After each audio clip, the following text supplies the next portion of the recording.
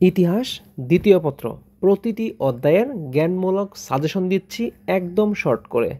MCQ অংশে already আমরা বেশিরভাগ জ্ঞানমূলক প্রশ্নগুলো পড়ে ফেলেছি, আবার শুধু এখানে রিভিউ দিয়ে যাব, জাস্ট এনাফ। দ্বিতীয় অধ্যায় আমরা শুরু করছি। দ্বিতীয়, তৃতীয়, চতুর্থ থেকে শুরু করে একদম প্রতিটা অধ্যায় এখানে দেখাবো। ওকে, তো যারা ইউটিউব এবং টিকটক থেকে দেখো আমাদের ভিডিওগুলো, তারা পিডিএফের জন্য অনেক চিল্লাফালা করো। আমরা বারবার বলতেছি, আমাদের পিডিএফগুলো আমাদের ফেসবুক পেজে দেওয়া আছে। টিচ মিজান বিডি আমাদের ফেসবুক পেজের নাম, ওখানে সবগুলো দেওয়া আছে। তুমি একটু কষ্ট করে ফেসবুকে এসে টিচ মিজান বিডি লিখে সার্চ করো, পেয়ে যাবে ইনশাআল্লাহ। শুরু করছি আমাদের প্রশ্নোত্তর পালা। শুধুমাত্র বোর্ডে যেগুলো আসছে, পরীক্ষার আগ মুহূর্তে শুধু বোর্ডে যেগুলো আসছে এগুলো শুধু এখন দেখে যাও, তাহলে ইনশাল্লাহ হয়ে যাবে। বাকি আগে যেগুলো পড়েছো এগুলো তো আছেই, আর এখন শুধু বোর্ডগুলো দেখে যাও।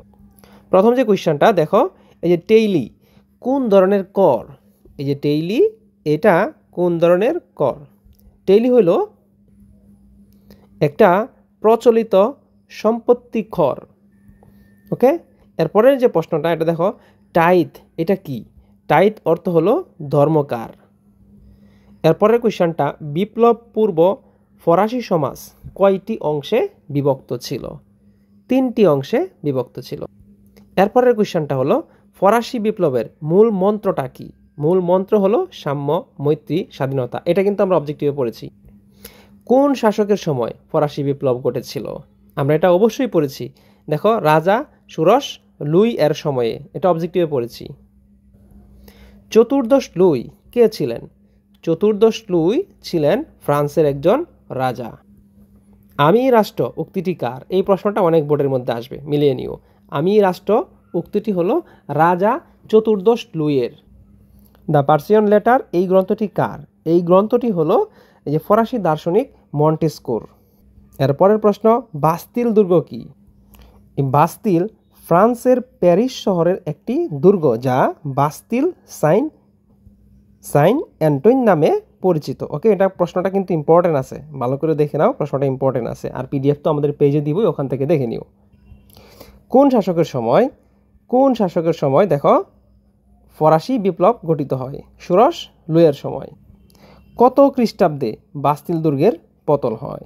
1789 সালের 14 জুলাই।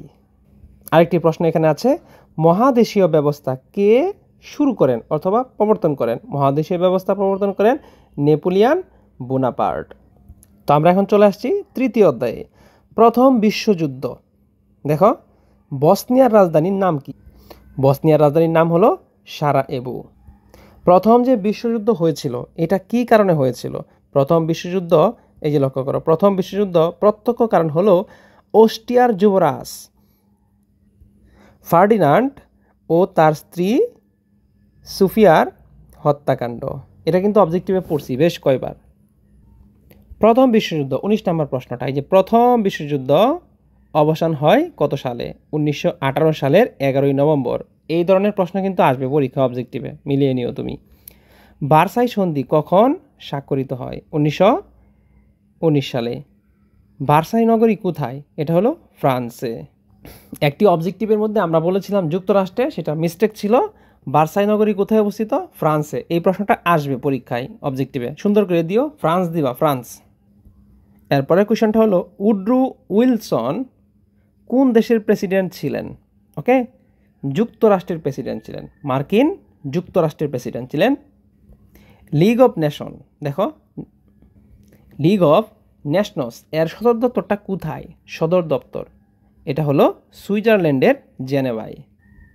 সম্মিলিত জাতিপুঞ্জ কত খ্রিস্টাব্দে হয়েছিল? সেটা 1920 খ্রিস্টাব্দে। আমরা চলে আসছি চতুর্থ অধ্যায়। রুশ বিপ্লব নামে একটা বিপ্লব ছিল, সেটা কবে হয়েছিল? 1917 সালে। ওকে, আচ্ছা। ডুমা নামের শব্দের অর্থ কি? অর্থাৎ ডুমা শব্দের অর্থ কি? ডুমা শব্দের অর্থ হইল সংবিধানের একটা সভা, অর্থাৎ সাংবিধানিক একটা সভা, তাকে কি বলে? ডুমা বলে। ইউটোপিয়া গ্রন্থের লেখকটা কি? ইউটোপিয়া গ্রন্থের লেখক হলো টমাস মোর। ভালো করে দেখো এগুলা, টমাস মোর। এরপরের কোশ্চেনটা, দাস ক্যাপিটাল গ্রন্থটি কে লেখেন? কার্ল মার্কস দাস ক্যাপিটাল গ্রন্থটা। এরপরের যে কোশ্চেন, এই যে লেনিন কোন দেশের নাগরিক ছিল? সে রাশিয়ার নাগরিক ছিল। লেনিন রাশিয়ার নাগরিক ছিল। আমরা পঞ্চম অধ্যায়ে চলে আসছি। এটা হলো মেইন কাম্প। এটা কার রচিত গ্রন্থ? অ্যাডলফ হিটলারের। খুবই ইম্পর্টেন্ট প্রশ্ন, খুবই ইম্পর্টেন্ট। অ্যাডলফ হিটলারের একটা আত্মজীবনীমূলক রচনা এটা। এরপরের কোয়েশ্চন, ফুয়েরার অর্থ কী?